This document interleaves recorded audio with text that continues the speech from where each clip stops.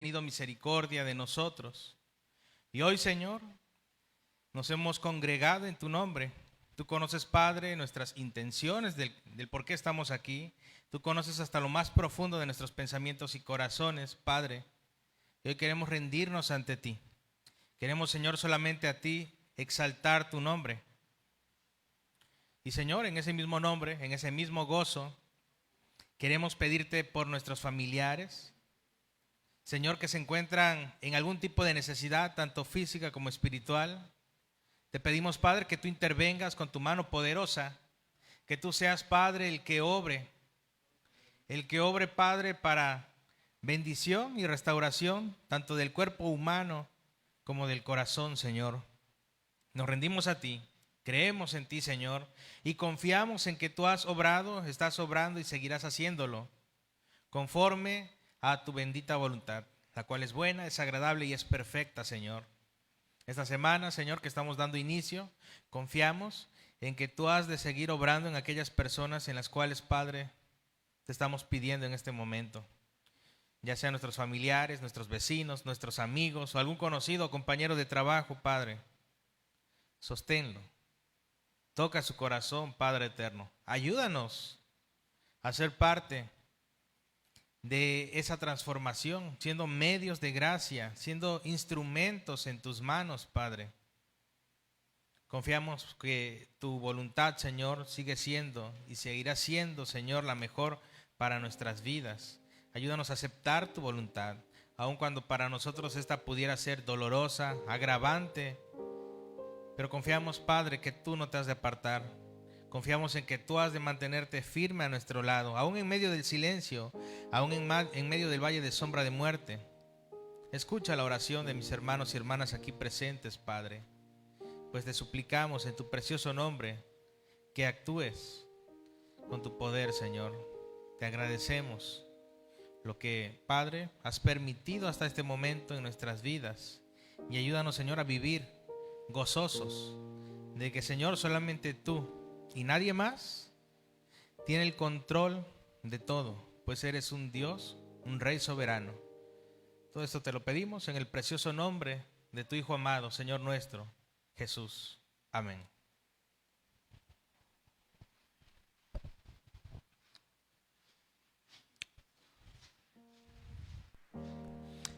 Les invito a ponernos de pie para entonar juntos el himno número 100, Buen Salvador, a ti yo acudo.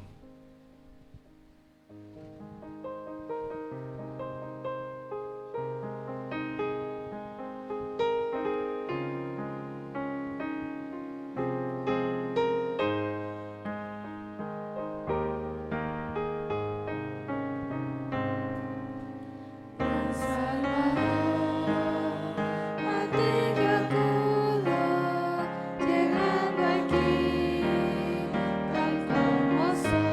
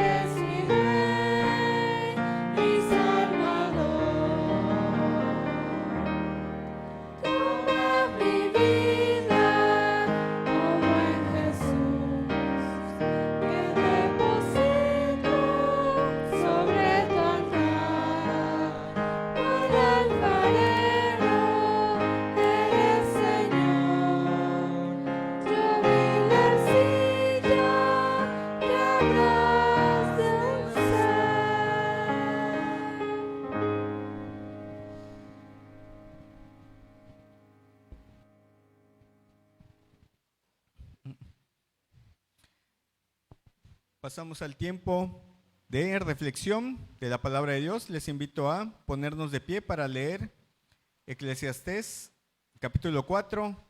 Leeremos los versículos 4 al 16.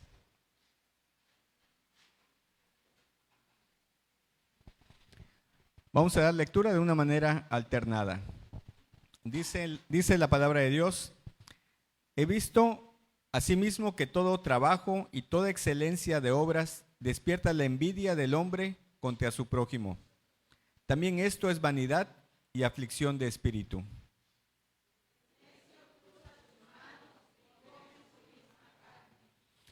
Más vale un puño lleno con descanso que ambos puños llenos con trabajo y aflicción de espíritu.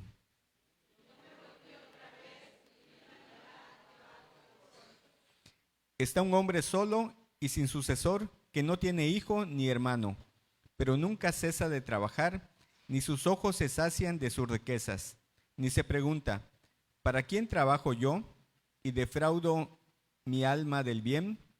También esto es vanidad y duro trabajo.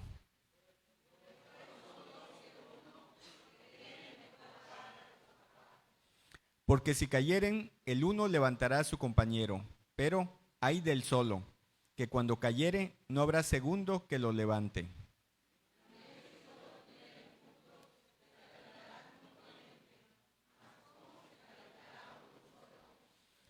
Y si alguno prevaleciere contra uno, dos le resistirán, y cordón de 3 dobleces no se rompe pronto.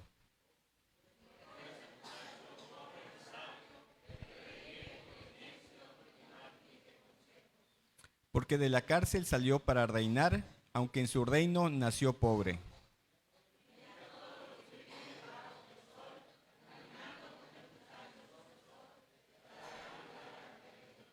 No tenía fin la muchedumbre del pueblo que le seguía. Sin embargo, los que vengan después tampoco estarán contentos de él, y esto es también vanidad y aflicción de espíritu. Amén. Pueden ocupar sus lugares y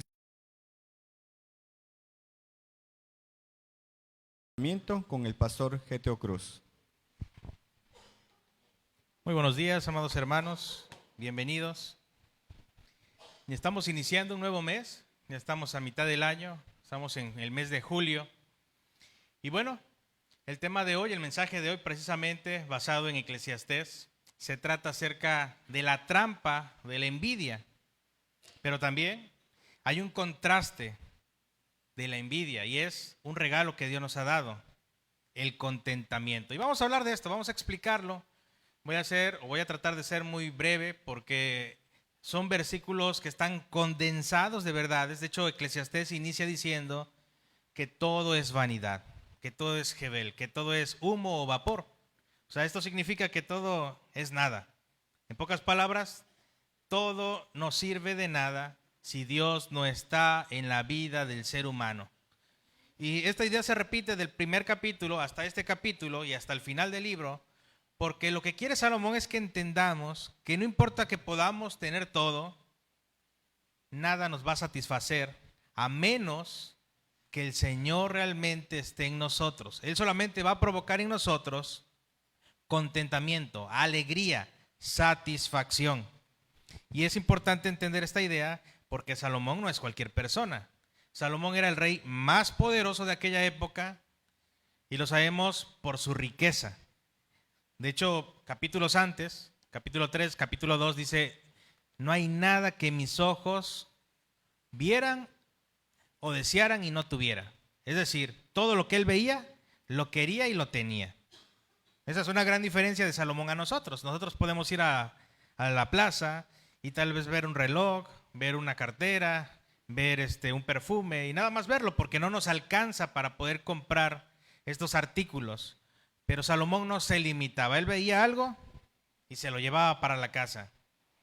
Y vamos a encontrar desde el capítulo 1, 2 y 3 que él buscó el contentamiento en todo lo que hay debajo del sol, pero aún así su alma, su corazón no estuvo contento, no estuvo satisfecho.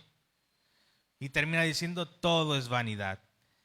Y me parece interesante porque en las versiones Reina Valera Contemporánea, Nueva Traducción Viviente y otras traducciones nuevas, la palabra vanidad la traducen por algo sin valor, algo irónico, algo que no tiene sentido.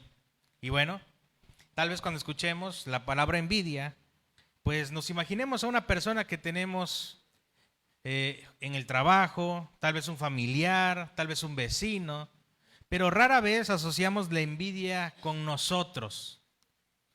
Pero todos en algún momento hemos experimentado, hemos vivido la envidia. Y nos va a confrontar el día de hoy esta porción de la Escritura que hemos leído. Pues nos ubicamos en Eclesiastés capítulo 4, versículo 4 al 16. Vamos a hacer una oración, para dar inicio al mensaje de esta mañana. Oremos. Señor y Padre eterno, te damos gracias porque el día de hoy, Señor, solamente por tu misericordia, solamente por tu gracia, nos da, Señor, la bendición de poder estar vivos. Señor, tal vez tenemos planes el día de hoy, pero ninguno de estos planes sirve o vale si tú no nos hubieras permitido la vida. Pero hoy, Señor, te damos gracias porque podemos estar respirando, porque podemos estar disfrutando de un día más. Te agradecemos este día caluroso y confiamos, Señor, que lo largo y el resto del día serán de bendición para nosotros, confiando en tu bendita gracia y misericordia. Que este mensaje, Señor, no solamente sea escuchado por nosotros, sino que podamos, Padre, ponerlo en práctica. Te lo pido en el precioso nombre de nuestro Señor Jesucristo. Amén. En el capítulo 3, versículo 16 del sermón pasado, sobre el libro de Eclesiastés, al capítulo 4, versículo 3, Salomón, el predicador, nos hizo descender a lo más profundo de la oscuridad de esta tierra, la injusticia. Esto es un recordatorio de lo que vimos anteriormente acerca de Eclesiastés. Hablamos sobre la injusticia, de la opresión, pero también cómo Dios trae una justicia futura, cómo trae el Señor a nosotros luz y esperanza. No es el mundo, es Dios. Y de igual manera vamos a tener que entender que este pasaje del cual se deriva este sermón, Eclesiastés capítulo 4, del versículo 4 al 16, también va a ser sobrecogedor.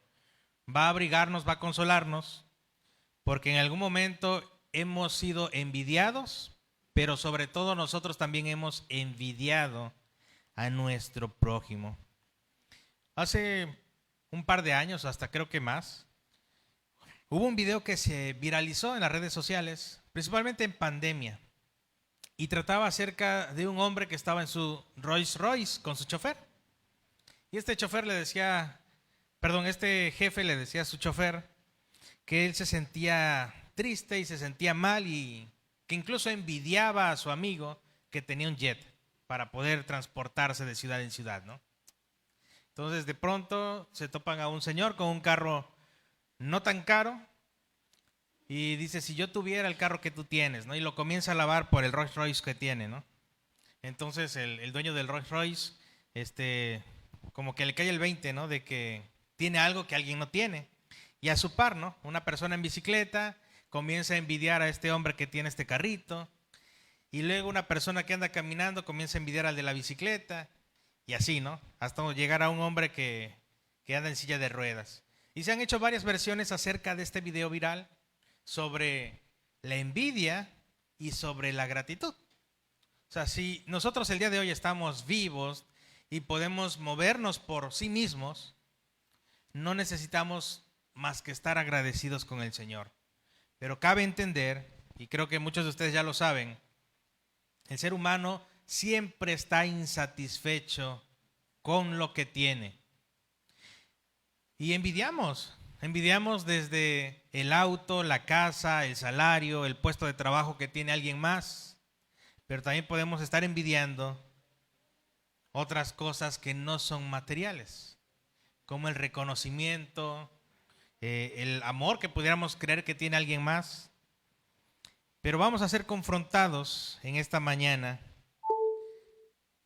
por este mensaje. El primer punto de este mensaje lo he titulado La envidia, el motor oculto y vano del trabajo humano.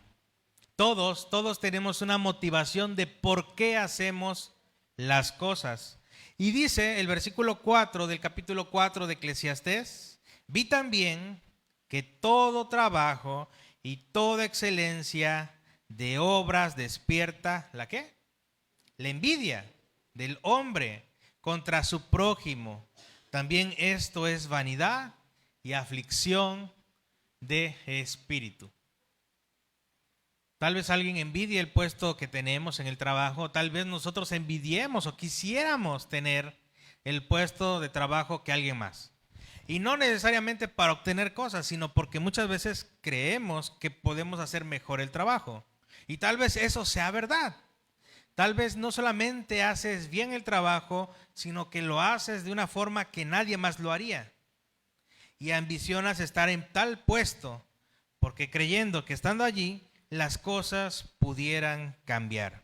Y vamos a hablar acerca del motor o la motivación, porque tal vez no estamos viendo la envidia en nuestra vida, pero lo que va a hacer Salomón es desnudar la envidia en nuestra vida y mostrarnos lo miserables que somos y lo necesitados que estamos de depender de Dios y no de lo que podemos hacer. Y aquí hay un conector muy importante. Dice el texto, también. Esto es lo que conecta las ideas en el texto. Y es una observación de aquello que ve Salomón. ¿Qué es lo que ve Salomón? Ve todo tipo de trabajo y toda excelencia de obras. Tal vez pudo observar a un carpintero, a un alfarero, a un ganadero, y observó que lo que hacían lo hacían muy bien. Pero el problema no es lo que hacían, sino la razón de por qué lo hacían. Y acá viene algo muy interesante. El versículo 16 del capítulo 3 nos habla acerca de esta vanidad, que se recalca en este capítulo 4, versículo 4. Dice así: vi más debajo del sol en lugar del juicio, allí impiedad, y en lugar de la justicia había ¿qué? Iniquidad, había pecado. Lo contrario a la justicia es impiedad. Y se repite, ¿no? Y iniquidad, que son sinónimos. Pero vamos a regresar al capítulo 4, versículo 4. Y esta palabra envidia, que es básicamente la misma raíz de impiedad e iniquidad, es esta. El término hebreo detrás de envidia es kián, que puede traducirse también como celo o rivalidad. Entonces, cuando escuchemos que la Biblia habla acerca de envidia, pensemos en celos y en rivalidad. Y todos los que estamos aquí en algún momento hemos tenido celo de alguien, o hemos tenido rivalidad con alguien, o estamos teniendo, o vamos a tener. ¿Por qué? Porque vivimos aún bajo la carne, una condición caída o inclinada a hacer lo que no es la voluntad de Dios, ¿no? Entonces, puede que el celo, puede que la rivalidad, el día de hoy sea nuestra fuerza que nos está impulsando, que nos está motivando a trabajar mejor que lo que hacen nuestros compañeros. O pudiéramos no tener compañeros, tener incluso un emprendimiento, y nosotros vamos a hacer las mejores tortas, ¿no? Los mejores panuchos. Y aquí es cuando hay rivalidad y celos. Y esto llega a pasar, hermanos, en iglesias, en familias, en vecindarios, en todo tipo de comunidad. Celos y rivalidad. Pero nada de esto agrada al Señor. ¿Por qué? Porque cuando nuestro motor se convierte en el celo, la rivalidad, dejamos a un lado nuestra motivación principal. Hacer todo para la gloria ¿de quién? De Dios. Si el día de hoy yo voy a ser el mejor en mi trabajo, no debe ser por rivalidad o celos, sino porque de esta forma glorifico ¿a quién? A Dios. Si yo quiero ser mejor esposo, no es porque yo quiero demostrarle a todos ustedes que soy mejor esposo que ustedes, sino porque de esta forma glorifico ¿a quién? a Dios. Entonces tenemos que evaluar cuáles son nuestras motivaciones. Y esto aplica a todos, al pastor, a los ancianos, a los diáconos, a cualquier persona. ¿Por qué hacemos lo que hacemos? Si lo que hacemos el día de hoy no es para la gloria del Señor, debemos poner mucha atención. Debemos también notar una ironía deliberada, ya que en la versión Reina Valera 1960 se traduce excelencia. Dice ahí: he visto asimismo que todo el trabajo y toda excelencia que obras despierta la envidia del hombre contra su prójimo. Este mes y el mes que acaba de pasar estamos a nivel mundial celebrando una de las competencias más importantes a nivel mundial, ¿no? Y es el Mundial de fútbol. Y todos, de alguna manera, estamos emocionados porque nuestra selección representa a una nación, ¿no? Y todos tenemos el deseo de que nuestra selección gane, ¿no? Y hasta hemos hecho como mexicanos el y sí, ¿no? Pero, ¿qué es lo que pasa? ¿Por qué anhelamos un triunfo, una victoria que nosotros no hemos de ganar, sino 11 o 12 jugadores en la cancha? Porque amamos el reconocimiento, porque amamos ser alabados. No porque los jugadores ganen el mundial, ellos solamente van a ser reconocidos, sino toda una nación. Y ese es el problema del ser humano. No queremos la gloria para Dios. ¿Queremos la gloria para quiénes? Para nosotros mismos. O sea, y veamos algo muy importante. Aquí la palabra excelencia, que literalmente es destreza o éxito, es exactamente lo que el mundo admira y persigue. Queremos una selección mexicana que tenga éxito, que sea una selección mejor que las demás, ¿no? Pero no solamente pensamos en ellos, sino debemos pensar en nosotros. Queremos siempre ser mejor que los demás. Y ese no es el problema en sí mismo. El problema es que es lo que nos está motivando hoy, querer ser mejor que los demás. Ese es el problema, porque dejamos de pensar en nuestro prójimo y comenzamos a ponernos en primer lugar, sobre todo sobre Dios, cuando Dios debe ser el primero. Sabemos que el resumen de la ley y los profetas, lo que hace Jesús, es decir, amarás al Señor tu Dios y a tu prójimo, es poner antes que a nosotros a Dios y a nuestro prójimo. No ser yo primero, después Dios y después mi prójimo, no. Si yo realmente me considero un hijo de Dios, la intención que debe existir en mi corazón debe ser que mi prójimo esté mejor que yo. Y voy a hacer énfasis del matrimonio porque los versículos después y últimos de este mensaje van a hacer un énfasis en esa relación matrimonial posiblemente. No dice explícitamente que sea un matrimonio, pero deducimos que es un matrimonio. Pero yo como esposo no puedo estar pensando en tener algo mejor que mi esposa. Yo como proveedor, yo como sustentador, debo velar por el bien de mi esposa en primer lugar antes que el mío. Porque ya no soy mi prioridad, ahora mi prioridad es ella. Y si tengo hijos, no solamente ella, sino también ellos. Entonces como varón debemos ahora velar por alguien más que no somos nosotros. Y aquí es donde se demuestra el amor sacrificial. Pero es un problema en todos lados, no solamente en México, donde el hombre solamente apela por sí mismo. Y de ahí se deriva el machismo y otras ideologías distorsionadas. Salomón no condena el trabajo, ni la destreza, ni el éxito, ni nada que pudiera posicionar a cualquiera de nosotros en un mejor lugar del que estamos, ¿ok? Lo que sí condena es la raíz de la envidia, aquella vanagloria que al final no nos va a traer nada bueno. ¿A quién no le gusta ser reconocido, recibir un reconocimiento, un título, aplausos? A todos nos gusta esto, pero no debemos buscar esto o hacer las cosas por tener un mérito de estos, sino que lo que hacemos debe mostrar nuestro amor y fidelidad ¿A quién? A Dios, en la totalidad. El trabajo y la excelencia humana, cuando nacen de la envidia hacia su prójimo, son vanidad y aflicción de espíritu ante Dios. Bueno, tengo 3 razones. Primera razón, porque la envidia hace del prójimo un rival y no un hermano, violando el segundo gran mandamiento de amar al prójimo como a uno mismo.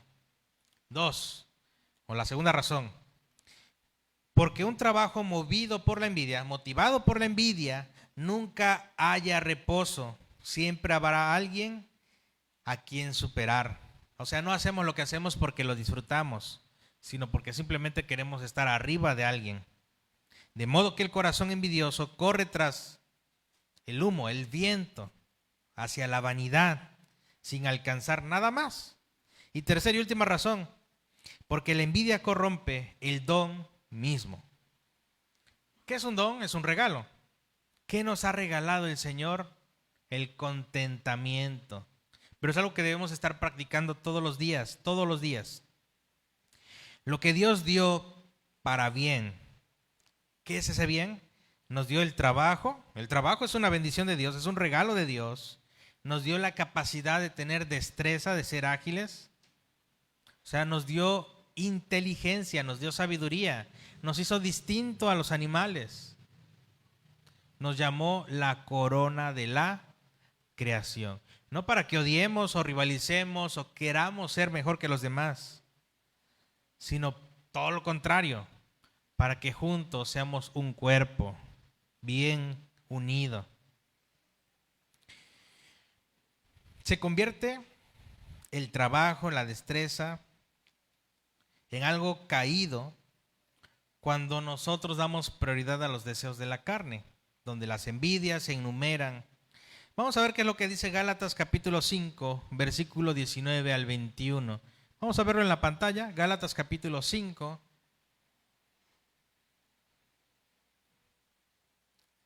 Gálatas capítulo 5, 19 al 21. Dice así, vamos a leer del versículo 19 al 21. Y manifiestas son las obras de la carne, que son adulterio, fornicación, inmundicia, lascivia, idolatría, hechicerías, enemistades, pleitos, celos, iras, contiendas, disensiones, herejías, envidias, homicidios, borracheras, orgías y cosas semejantes a estas, acerca de las cuales os amonesto. Como ya os he dicho antes, que los que practican tales cosas no heredarán ¿qué? El reino de los cielos. Entonces un cristiano, un hijo de Dios, no puede vivir motivado por la envidia. ¿Ok? El trabajo no es malo. Lo malo es qué es lo que nos está motivando para tener ese trabajo. Ahora, las riquezas no son malas. El querer o anhelar o el ser rico no es pecado en sí mismo. Pero debemos tener cuidado porque el amor al dinero es, ¿qué? ¿La raíz de qué? De todo lo malo, de todo pecado. Somos susceptibles, hermanos, ¿a qué? A pecar. Tenemos que tener cuidado con todo lo que hacemos porque fácilmente podemos resbalar. El pastor Thomas Watson llamó a la envidia el pecado sin placer. A diferencia de otros pecados que prometen falsamente algún tipo de deleite, la envidia atormenta al que alberga sin darle jamás satisfacción.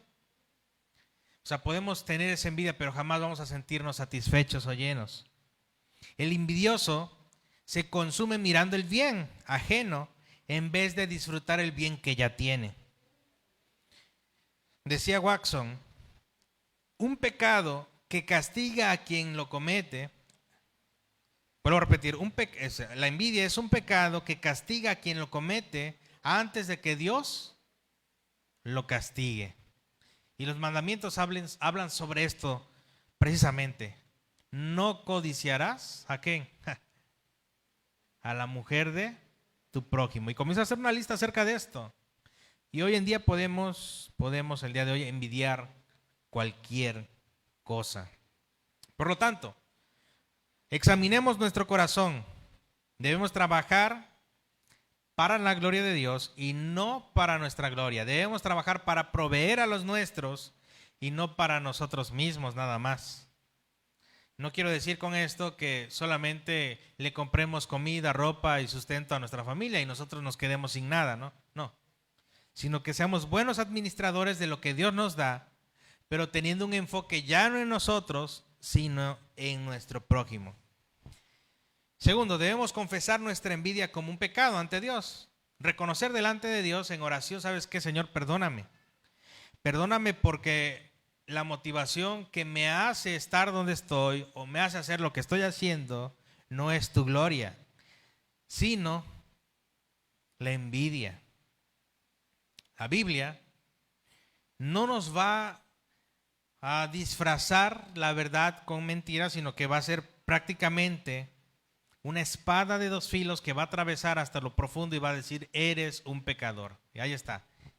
La envidia está al nivel de un homicidio. La envidia está al nivel de toda esta lista aberrante de pecados que Dios reprueba.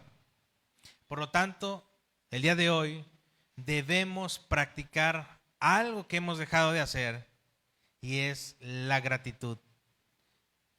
Este pasaje precisamente de Filipenses 4:4, cuando Pablo menciona todo lo puedo en Cristo que me fortalece y toda esta lista de versículos hablan acerca del contentamiento, porque he aprendido a tener poco y he aprendido a tener mucho. O sea, en todo esto Pablo dice hay que estar contentos.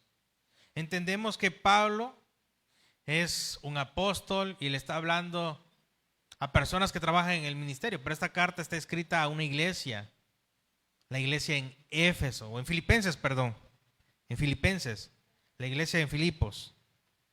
Entonces, esto aplica también a nosotros como iglesia.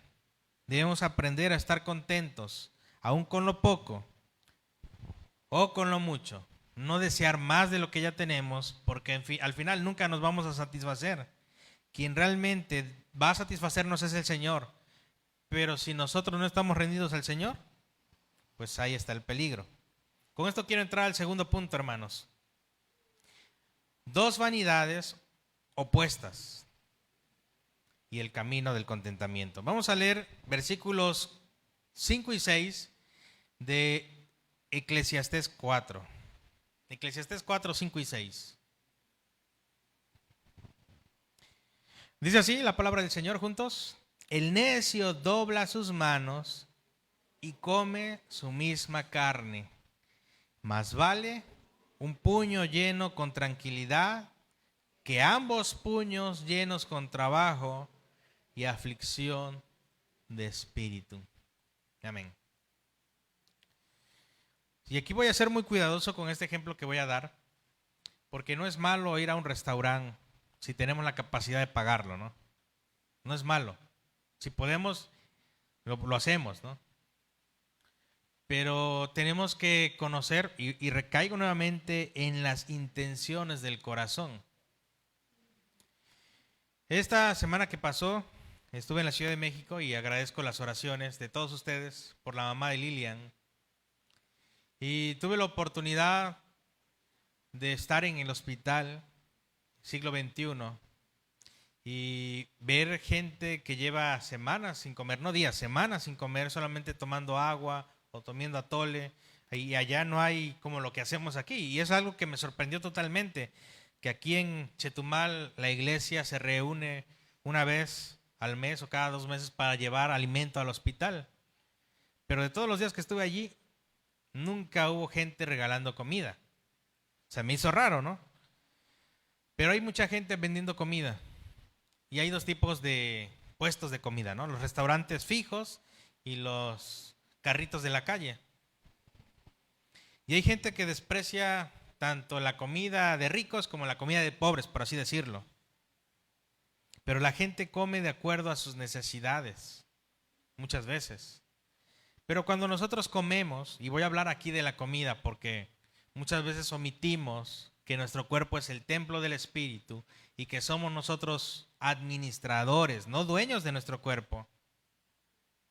Debemos velar por la administración de nuestro sueño, de nuestra alimentación, etcétera, etcétera, etcétera. Y aquí viene algo muy importante. Versículo 5, vamos a regresar. El necio cruza sus manos y come su misma carne. Versículo 5. Describe al necio perezoso. ¿Qué es esto?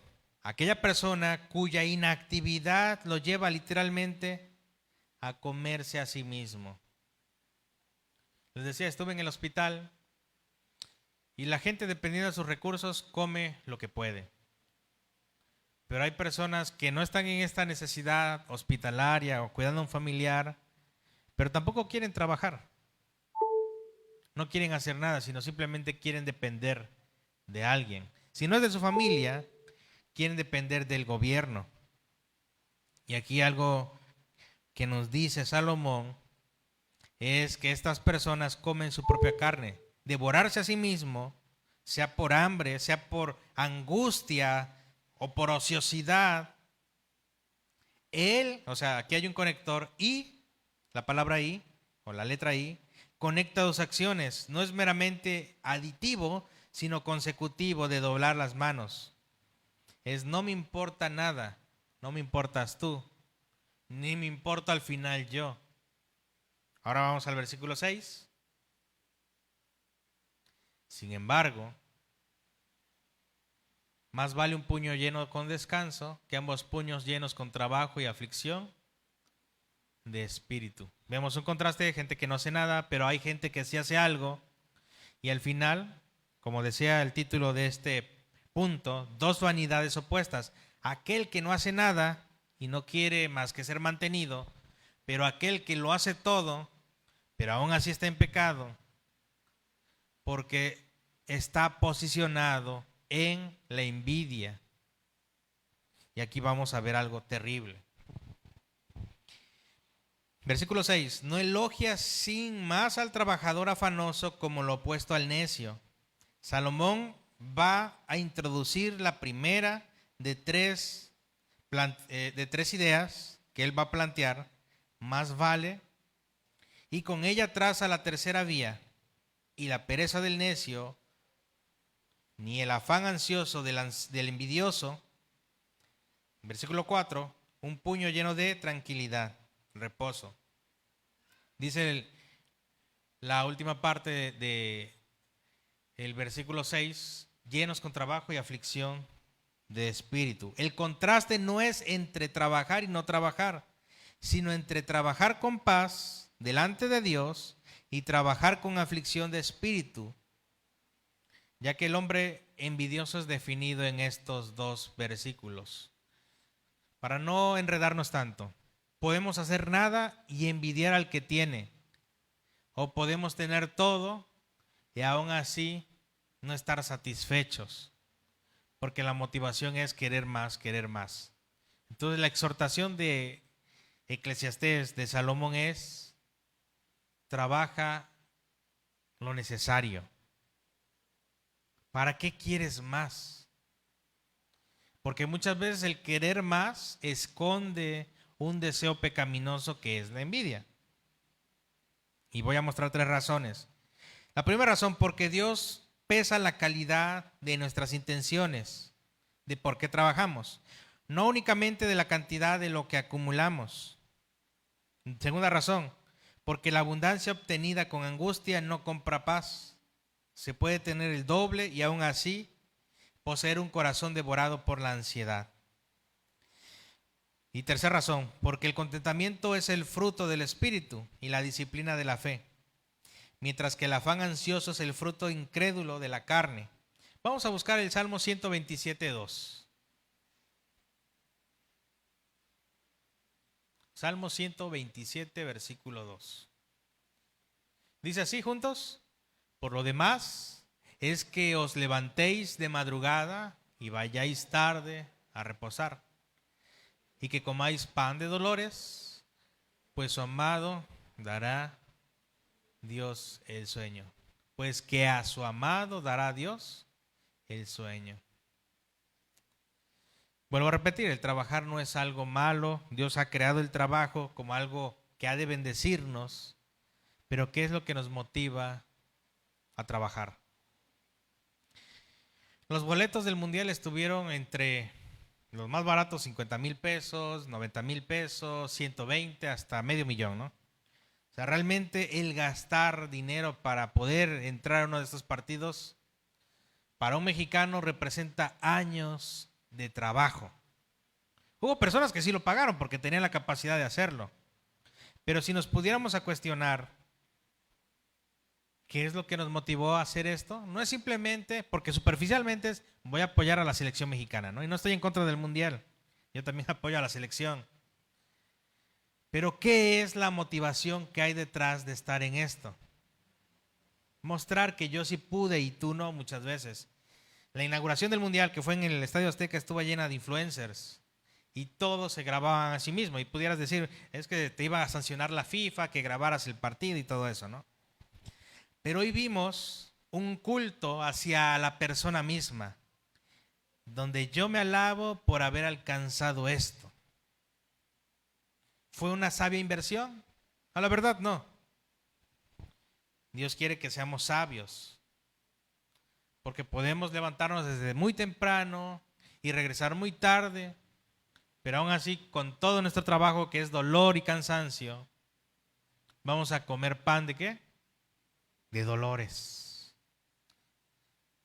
No vamos a estar satisfechos, pero aquel que trabaja simplemente para estar bien con Dios, y esto no es un pecado, esto no es ser flojo, esto no es querer avanzar en la vida, sino simplemente siéndole fiel al Señor y no a nosotros, va a ser prosperado. La Biblia nos habla de personajes ricos, y esto no es teología de la prosperidad. Abraham fue rico, Salomón fue rico, pero la riqueza que tuvieron fue por que fueron fieles a Dios. No porque ellos tuvieran la capacidad o el intelecto para poder hacerse millonarios de la noche a la mañana, sino que Dios bendice al que administra bien sus recursos, al que obra en justicia con sus recursos.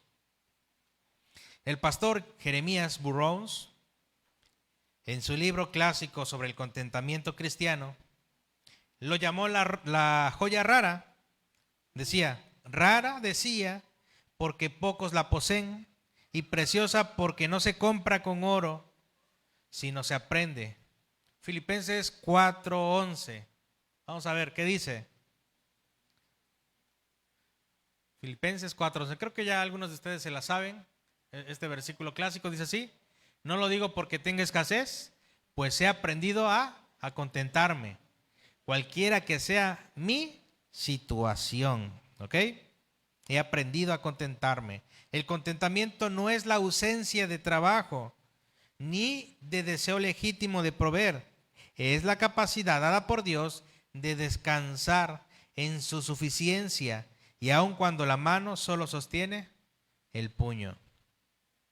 Hay tiempo para todo, hermanos, y lo veíamos desde los primeros capítulos.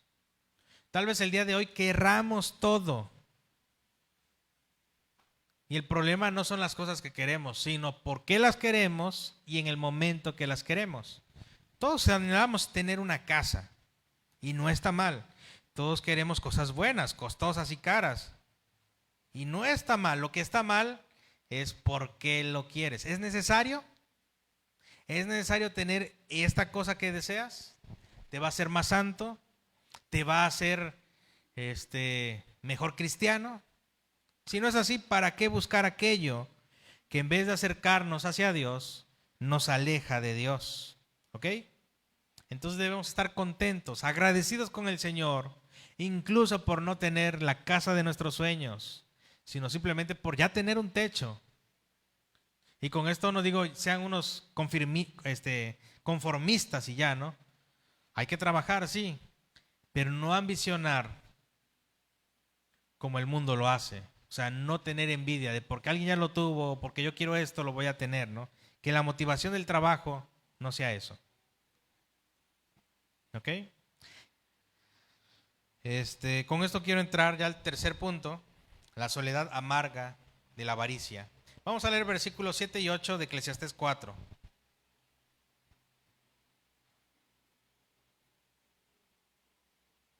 Eclesiastés 4, 7 y 8 dice así: yo me volví otra vez y vi vanidad debajo de ¿qué? Del sol.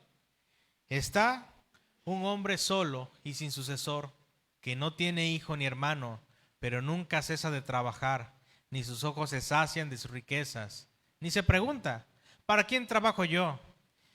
Y defraudo mi alma del bien. También esto es vanidad y duro ¿qué? Trabajo. Creo que la mayoría de ustedes conoce a Elon Musk, el hombre más rico de la tierra. Y hay dos tipos de dos entrevistas. Una de cuando era joven, tenía como 30 años, y una de esta época actual. En la primera no tenía tanto dinero como ya lo tiene hoy. Y cuando le preguntaron qué es lo que deseaba, él decía: deseo una familia, deseo tener lo necesario. Ahora cuando le preguntan qué es lo que quiere, quiero llegar a Marte, quiero llegar a la Luna.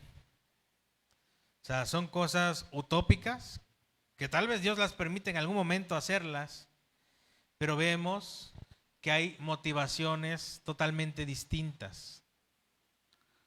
Él trabajó en un principio para simplemente tener lo que cualquier hombre desea, una familia. Pero ahora sus motivaciones han cambiado, ya no desea una familia, lo que desea es reconocimiento, es perdurar su nombre sobre la historia de la humanidad, ¿no? Y lo está logrando. Pero ¿de qué le sirve a Elon Musk ser conocido por todo el mundo como el hombre más rico del mundo, como el hombre más poderoso, si al final su corazón está lejos de Dios? Si al final nada de su riqueza se la ha de llevar consigo. Es lo que nos está diciendo aquí Eclesiastés. ¿De qué trabajas? Otra vez marca el inicio de una nueva observación Salomón. Salomón vuelve a mirar y encuentra otro caso concreto de vanidad. Se trata de un hombre absolutamente solo, sin hijos, sin hermanos, es decir, sin algún heredero natural ni colateral. Y sin embargo, vamos a encontrar algo. El hombre sigue trabajando sin descanso. ¿Para qué? Para nada. Podemos ser esclavos del trabajo, podemos ser esclavos del dinero. Podemos perder la familia que Dios nos ha dado, podemos perder la esposa, el esposo que Dios nos ha dado por algo que no vale nada. ¿Qué es lo que cuesta un hijo, hermanos? Es invaluable. ¿Qué es lo que cuesta un esposo o una esposa? Es algo invaluable. Pero muchas veces estamos dispuestos a no tener hijos con tal de que los hijos no estorben nuestros ¿qué? Nuestros planes. Y esta es la nueva generación de mexicanos. Preferimos gatos, preferimos perros a tener hijos. Porque no queremos que nuestros sueños sean ¿qué? Limitados. Y es terrible esto. Y esto deslumbra una vez más la avaricia del hombre. La avaricia que rompe deliberadamente la comunión humana con Dios. Convierte el trabajo en una simple cárcel. Una cárcel vacía, sin propósito y sin descanso. Y bueno, el pastor Richard Baxter advertía a los mercaderes puritanos de su conocimiento de la codicia. Él decía, Richard Baxter: seca el alma antes de llenar el cofre. El avaro decía: muere pobre de comunión aunque muera rico de bienes, porque ha cambiado personas por posesiones. Y lo que nos dice el versículo 7, vamos a regresar. Eclesiastés 4:7. Dice: yo me volví otra vez y vi vanidad. ¿De qué? Debajo del sol.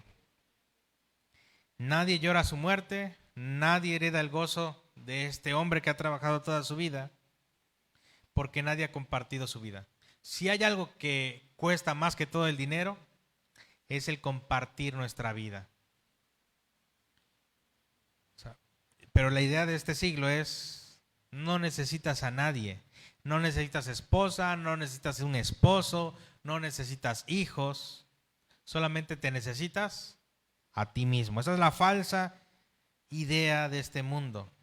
Pero lo que nos dice Dios a través de Eclesiastés es: tú necesitas compartir tu vida. Y no solamente con una familia, sino también con la iglesia, con amigos. Fuimos creados para vivir en comunidad. ¿Para quién trabajas? ¿Para ti mismo nada más? ¿O trabajas solamente para tus deseos y placeres? Quiero ya que leamos los últimos versículos que nos restan, que serían básicamente versículos 7 al 17. Vamos a leerlos juntos. Dice: yo me volví otra vez y vi vanidad debajo del sol. Siguiente. Está un hombre solo y su sucesor, que no tiene hijo ni hermano, pero nunca cesa de trabajar. Ni sus ojos se sacian de sus riquezas, ni se pregunta para quién trabajo yo, y defraudo mi alma del bien. También esto es vanidad y duro trabajo. Siguiente. Mejores son dos que uno, porque tienen mejor paga de su trabajo. Porque si cayere el uno, levantará a su compañero. Pero ay del solo, que cuando cayere, no habrá segundo que lo levante. También si dos durmieren juntos, se calentarán mutuamente. Más que se calentará uno solo. Más cómo se calentará uno solo. Si alguno prevaleciere contra uno, dos le resistirán, y cordón de 3 dobleces no se rompe pronto. Mejor es el muchacho pobre y sabio que el rey viejo y necio, que no admite consejo. Porque de la cárcel salió para reinar, aunque su reino nació pobre. Y vi a todos los que viven debajo del sol caminando como el muchacho sucesor, que estará en lugar de aquel. Y último versículo: no tenía fin la muchedumbre del pueblo que le seguía, sin embargo los que vengan después tampoco estarán contentos de él. Y esto también es vanidad, y esto también es vanidad y aflicción de espíritu.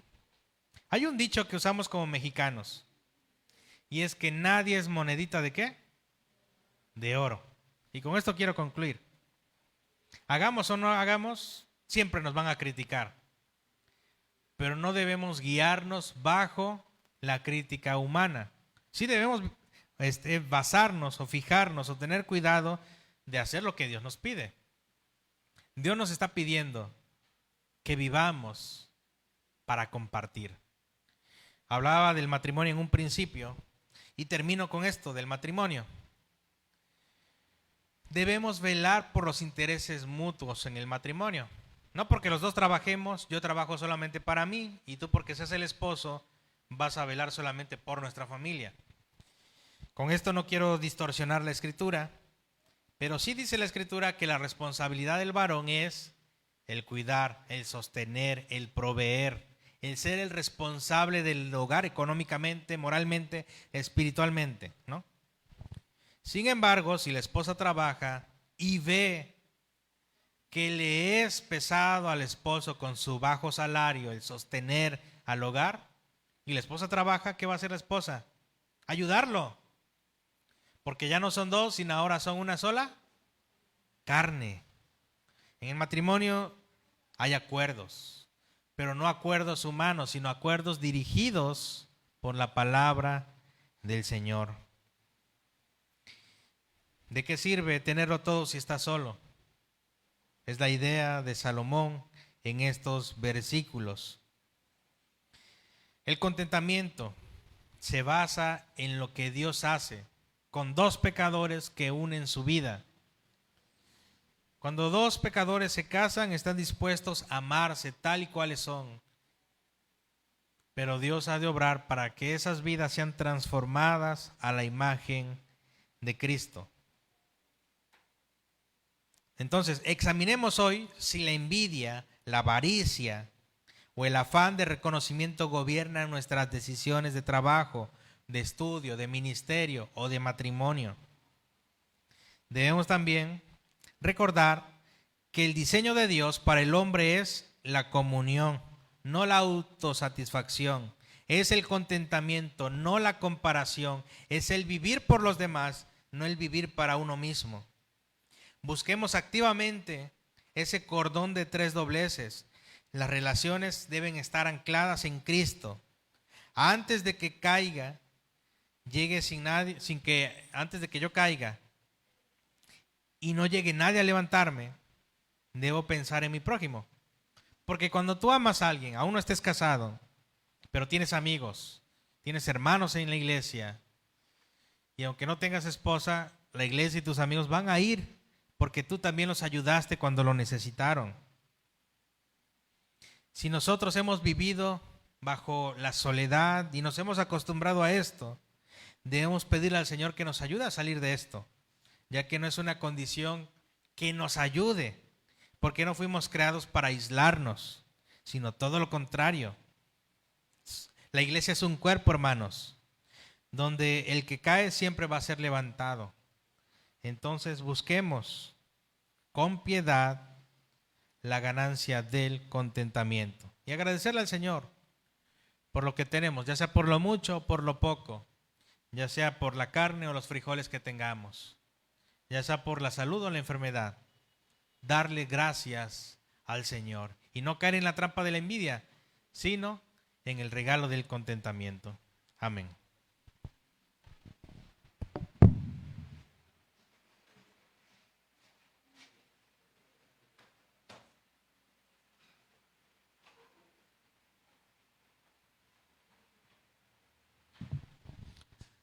Muy bien, amados hermanos, después de escuchar este mensaje, vamos a tener un tiempo de alabanzas. Seremos dirigidos por el grupo de alabanza. Amén.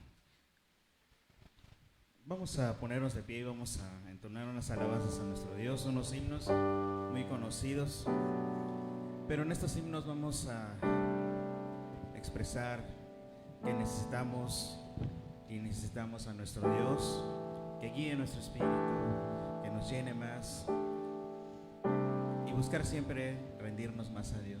Vamos a entonar 3 alabanzas: lléname, Señor, de gloria en gloria te veo, y tu amor por mí.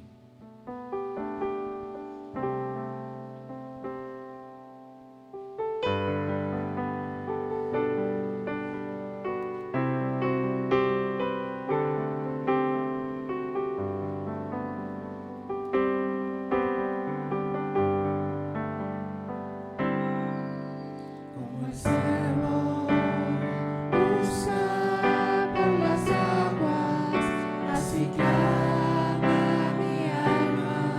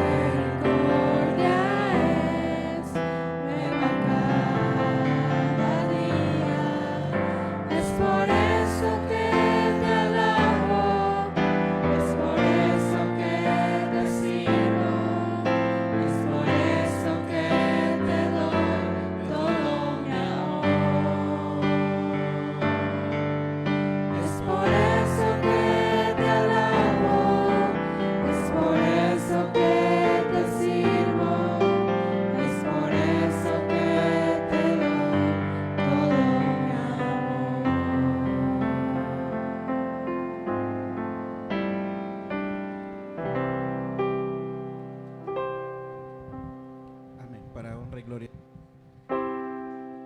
Pueden ocupar sus lugares, hermanos, sí. Es el tiempo ahora de depositar nuestras ofrendas y diezmos.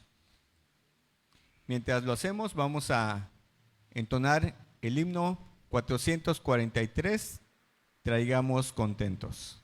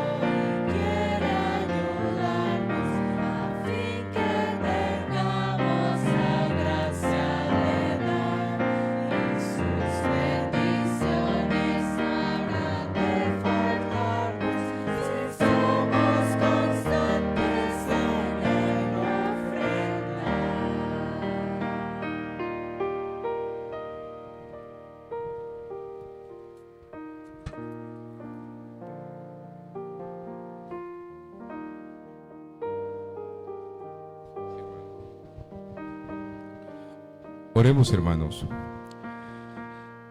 Dios y Padre eterno que estás en los cielos, Señor, te agradecemos por este momento en que podemos tener para nosotros tu palabra, Señor.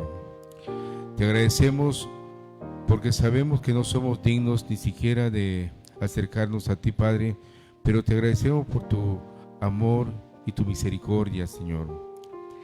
Te damos gracias por permitirnos adorarte de diferentes maneras en toda nuestra vida.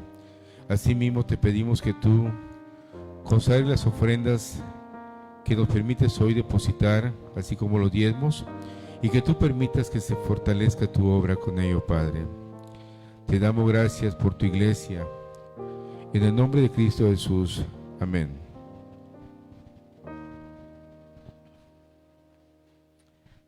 Como llamamiento a la confesión de pecados, dice el Salmo 51, ten piedad de mí, oh Dios, conforme a tu misericordia. Conforme a la multitud de tus piedades, borra mis rebeliones. Lávame más y más de mi maldad y límpiame de mi pecado. Porque yo reconozco mis rebeliones y mi pecado está siempre delante de mí. Contra ti solo he pecado y he hecho lo malo delante de tus ojos, para que seas reconocido justo en tu palabra y tenido por puro en tu juicio. He aquí, en maldad he sido formado, y en pecado me concibió mi madre. Amén. Tenemos el tiempo de oración de confesión con el pastor Getro Cruz. Voy a invitarles a que se pongan de pie todos aquellos que puedan hacerlo. Como pueden ver en la mesa, hoy hemos de celebrar el sacramento de la comunión. Y ninguno de nosotros no somos dignos de poder participar de esta cena, de este sacramento, el cual el Señor Jesús ha instituido a causa de nuestro pecado. Y si el día de hoy has de querer participar, te invito a ponerte de pie o de rodillas para que confieses tu pecado. No podemos simplemente presentarnos con un corazón arrogante, lleno de pecado, pensando que necesitamos, porque somos miembros, participar de este sacramento. No, nadie, ni yo ni ustedes somos dignos de participar el día de hoy de esta cena. a menos que nos pongamos a cuentas con el Señor y seamos nosotros confrontados y nos arrepintamos de nuestro pecado. Así que tenemos esta oportunidad de humillarnos ante el Señor y decir, ¿sabes qué, Señor? Te he fallado, he pecado, no soy digno de ti. Oremos. Señor, en esta hora nos presentamos delante de ti. Si hay alguien a quien no podemos engañar, es a ti, Señor. Tú conoces todo de nosotros.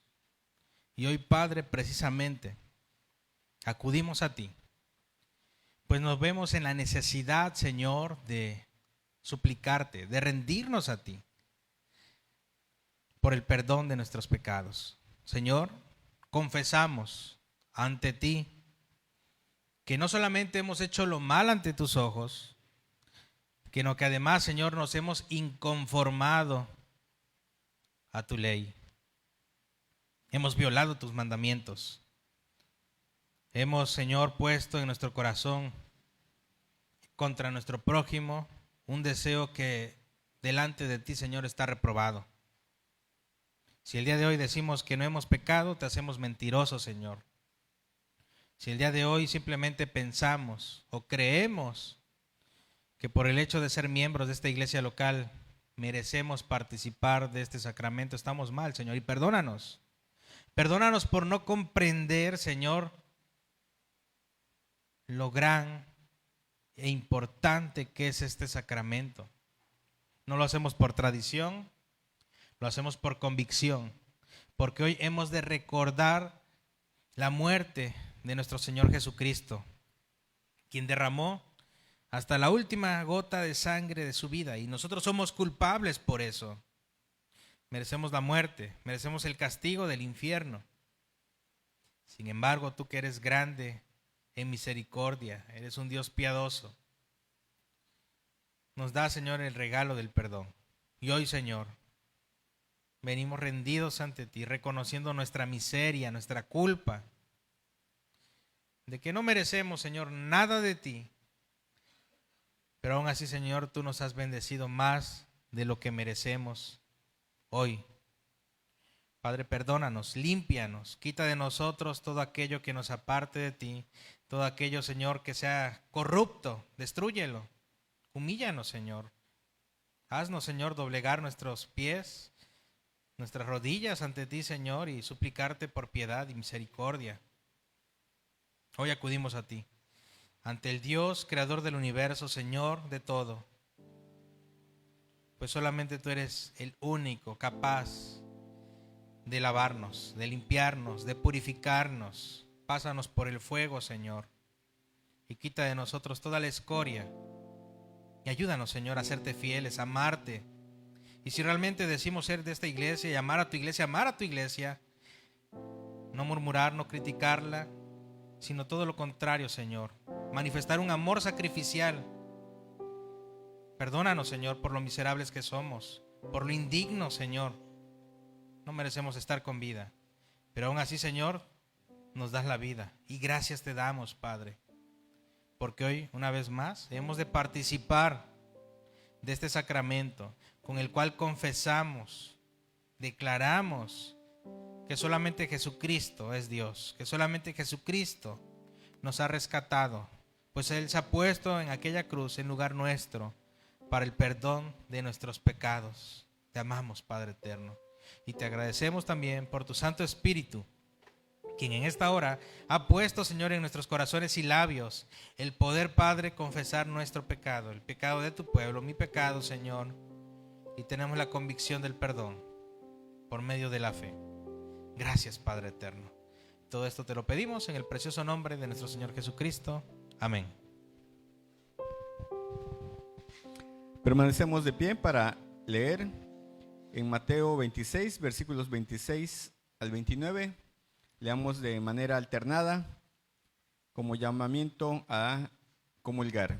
Dice la palabra de Dios: y mientras comían, tomó Jesús el pan y bendijo y lo partió y dio a sus discípulos y dijo: tomad, comed, esto es mi cuerpo.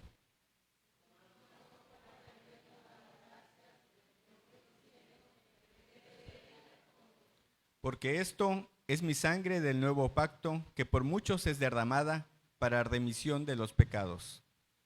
Yo os digo que desde ahora no beberé más de este fruto de la vid, hasta aquel día en que lo beba nuevo con vosotros en el reino de mi Padre. Amén. Así de pie, entonamos el himno 459, oh pan del cielo.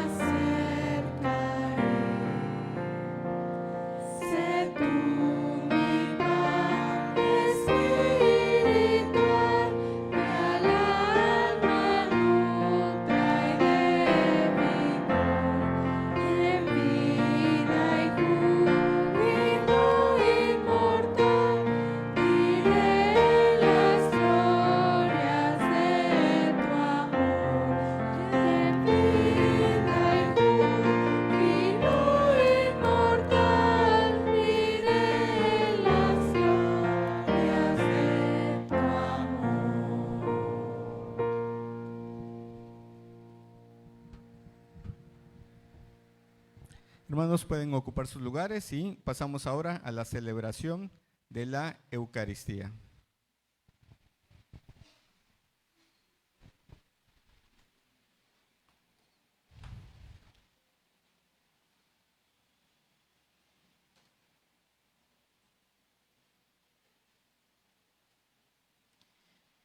Hermanos, Ambrosio de Milán, uno de los padres de la iglesia, un domingo de mayo predicaba acerca del sacrificio de Cristo, un domingo de comunión, y mencionaba acerca del perdón de los pecados. El mensaje se enfatizó en el perdón de los pecados y confrontó a la iglesia acerca de esta convicción. Y él preguntaba, ¿realmente el día de hoy están seguros de que ustedes están delante de Dios perdonados? La iglesia se miraba simplemente mutuamente, ¿no? Unos a otros se miraban. Muchos no comprendían que tenían la libertad de pedir al Señor por el perdón de sus almas, por el pecado que habían cometido. Y esta no era una simple oración del pecador. Eso no existía en aquella época. Lo que sí existía era el arrepentimiento cotidiano. Tenemos un llamado y es el arrepentimiento todos los días. Es decir, todos los días nosotros somos capaces de reconocer que hemos fallado a Dios en alguna área de nuestra vida, ya sea en el matrimonio, ya sea en el trabajo, etcétera, etcétera, etcétera. Pero antes de que finalice el día, doblamos rodillas y le pedimos al Señor perdón por haber pensado una cosa que iba en contra de la voluntad de Dios, por haber dicho algo que iba en contra de Dios, por haber obrado en contra de la voluntad de Dios. Entonces, esta pregunta generó en la iglesia un temor de piedad. Y el día de hoy ya hemos orado acerca del arrepentimiento de los pecados, la confesión pública delante de Dios. Entonces, todos aquellos que el día de hoy hemos orado pidiendo perdón, hemos de participar de esta mesa.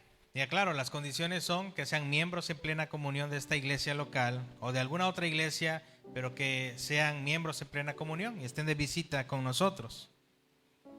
El día de hoy recordaremos una vez más aquella celebración que nuestro Señor Jesús instituyó, no como una mera tradición, sino como un recordatorio de lo que había de venir.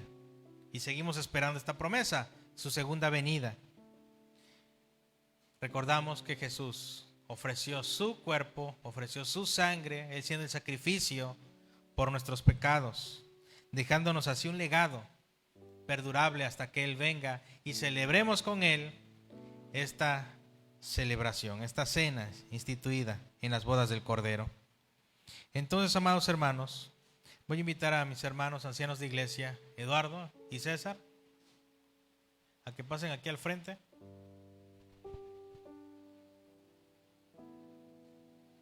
Ellos van a ser quienes me van a ayudar a repartir los elementos. Sabemos que tenemos 2 elementos, el pan y el vino, y estos han de ser distribuidos para todos aquellos que el día de hoy participen. Voy a invitarles a cerrar sus ojos ahí en su lugar, a que hagamos nuevamente una oración. Esta oración es para consagrar estos elementos que fueron comprados, para apartarlos de su uso común y consagrarlos para uso sacramental. Oremos. Señor y Padre eterno, en esta hora nos acercamos ante ti, reconociendo, Señor, que por tu misericordia y por tu gracia, hoy podemos, Señor, disfrutar de este día. Podemos disfrutar de las bendiciones que conllevan este día, de una familia, de un matrimonio, del poder ser parte de una iglesia local, del poder, Padre, disfrutar de cada punto de la liturgia de este culto. Hoy, precisamente, en este momento, estamos a punto de celebrar una vez más, como cada mes, la Eucaristía, la comunión o la Santa Cena, un sacramento que ha sido instituido por nuestro Señor Jesucristo, conformado por 2 elementos indispensables que fueron apartados en aquella ceremonia de la Pascua para ahora suplirla por la celebración de la comunión. Pan y el vino que se han adquirido, Señor, para esta celebración, han sido adquiridos de uso común y queremos, Padre, ofrecerlos a ti. Queremos apartarlos, Señor, para que sean de uso sacramental. Creemos que el pan no deja de ser pan, creemos que el vino no deja de ser vino, pero tú estás presente espiritualmente con nosotros y que este símbolo, este sacramento nos fortalece espiritualmente.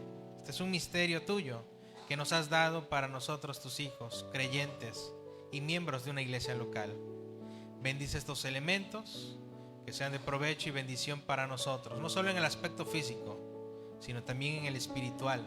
Pues no solamente estamos conmemorando la muerte de nuestro Señor Jesucristo, sino que nos comprometemos contigo, renovamos nuestros votos una vez más contigo. Padre eterno, bendice estos elementos para bendición nuestra. Te lo suplicamos en el precioso nombre de nuestro Señor Jesucristo. Amén. Amén. Han de ser distribuidos en esta hora los elementos, y hasta que todos tengamos los elementos, hemos de participar juntos. Mis hermanos han de pasar hasta su lugar, y mientras sucede esto, vamos a entonar un canto con el grupo de alabanza.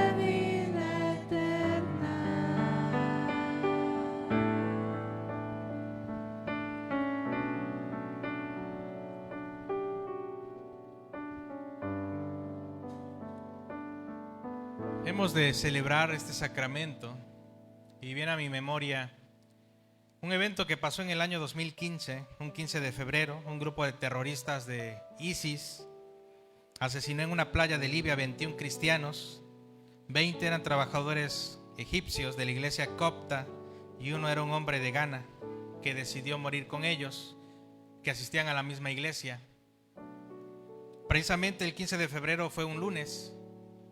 Un día antes habían celebrado la comunión. Ellos se encontraban trabajando cuando de pronto este grupo de hombres que pertenecían a este grupo de ISIS, un grupo islámico, decidió llevarlos por su fuerza y le permitieron a este hombre de Ghana el poder irse con su familia, pero solamente llevarse a los egipcios. Él decidió permanecer con él y sus palabras fueron: ellos son mis hermanos, con ellos he comulgado la comunión, creemos en el mismo Dios, el Señor Jesucristo. Esa misma tarde, los 21 hombres fueron decapitados en la playa.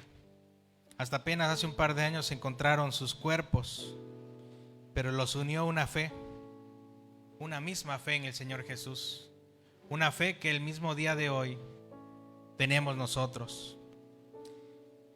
La primera carta a los Corintios, capítulo 11, versículos 23 al 26, dice de la siguiente manera: yo recibí del Señor lo que también os he enseñado, que el Señor Jesús, la noche que fue entregado, tomó pan, y habiendo dado gracias, lo partió y dijo: tomad, comed, este es mi cuerpo que por vosotros es partido, haced esto en memoria de mí. Hermanos, este pan es el pan de vida, como hemos cantado. Este pan se nos ha dado para la provisión. El pan representa ese alimento, ese sustento. Y Cristo es nuestro pan. Él suple nuestra necesidad más importante, la vida eterna, por medio del perdón de los pecados. Y hoy celebramos a Cristo resucitado. No un Cristo que simplemente murió, que fue colgado, sino aquel que ofreció su cuerpo, pero al tercer día resucitó con poder y gloria y hoy se encuentra a la diestra del Padre. Hoy partimos el pan, lo compartimos y lo comemos juntos porque creemos en un Cristo vivo.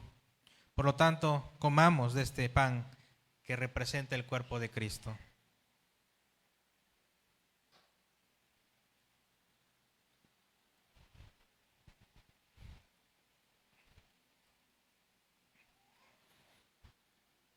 Asimismo, tomó también la copa después de haber cenado, diciendo: esta copa es el nuevo pacto en mi sangre, haced esto todas las veces que la bebiereis en memoria de mí. El vino también representa provisión, riqueza, sustento, alegría y gozo.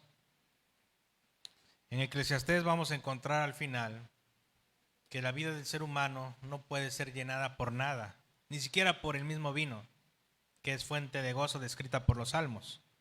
Pero la fuente que sobrepasa todo gozo y entendimiento es Cristo. Y hoy tomamos de esta copa que simboliza, que representa aquella sangre derramada de nuestro Señor Jesús. No somos caníbales, no somos vampiros, para nada. Pero al hacer esto nosotros hacemos un pacto de fidelidad con Cristo, de que estamos dispuestos a morir por Él. Pero no solo a morir, sino a vivir por Él. El día de mañana, durante esta semana, durante este mes y este año, somos representantes de Cristo. Por lo tanto, al beber esta copa, nos comprometemos a vivir como Cristo manda. Bebamos, hermanos.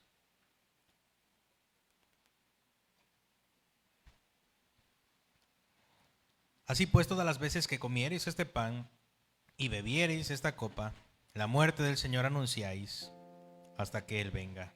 Oremos. Padre eterno y Señor nuestro, gracias te damos porque has tenido misericordia de nosotros desde antes de la fundación del mundo. Tú conoces, Señor, nuestras debilidades, nuestras tentaciones, nuestra miseria y pecado, Señor. Y aún así, lo sorprendente, Señor, es que no nos has dejado de amar. No amas nuestro pecado, no amas nuestra actitud, pero estamos, Señor, dispuestos a cambiar, porque tu Santo Espíritu reposa sobre nosotros. Señor, ayúdanos en medio de la lucha con la carne, con los deseos de impiedad, a mantenernos firmes, Señor, a serte fieles. Ayúdanos, Señor, a representarte en este mundo caído, a hacer luz en medio de las tinieblas, Señor. Cambia nuestro pensamiento, cambia nuestras palabras, cambia nuestro sentir, Señor, y haznos más como Cristo y menos como nosotros. Hoy te damos gracias porque hemos participado y no queremos participar como una simple tradición más, sino participamos con fe en que esto ha de generar un cambio en nosotros, porque el Espíritu Santo está con nosotros, porque lo hacemos en nombre de Cristo y porque tú estás al cuidado de nosotros, Padre eterno. Te amamos, te alabamos y glorificamos y te damos gracias una vez más por haber participado de este sacramento. En el precioso nombre de nuestro Señor Jesucristo te damos gracias. Amén. Amén. Voy a invitarles a que pasen a depositar sus copitas y mientras sucede esto vamos a también a entregar la ofrenda de amor. Y creo que va a haber otro canto. ¿Ya no? Okay.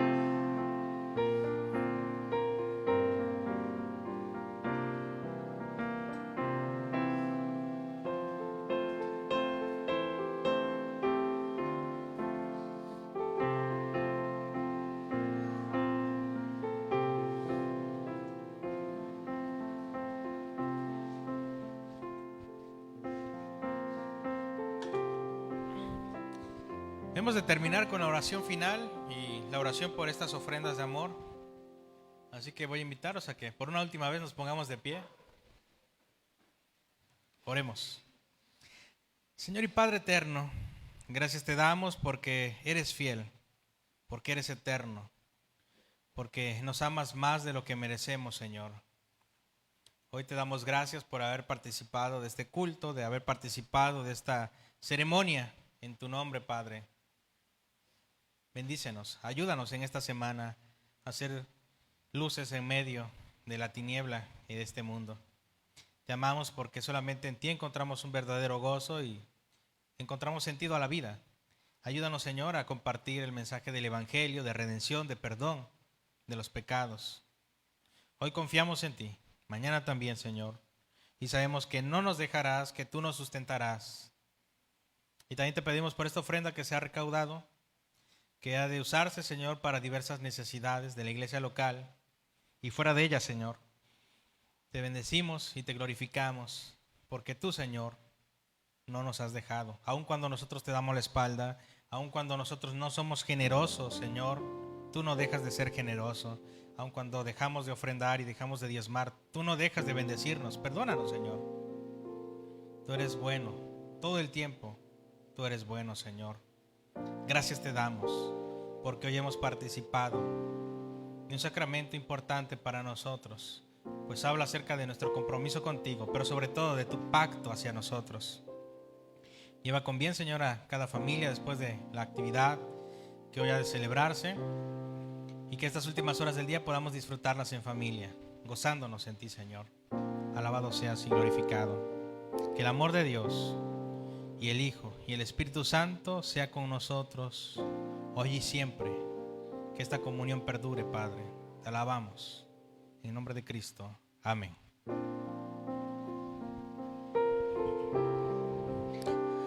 Pueden ocupar sus lugares, hermanos, sí. Tenemos el postludio para concluir este culto.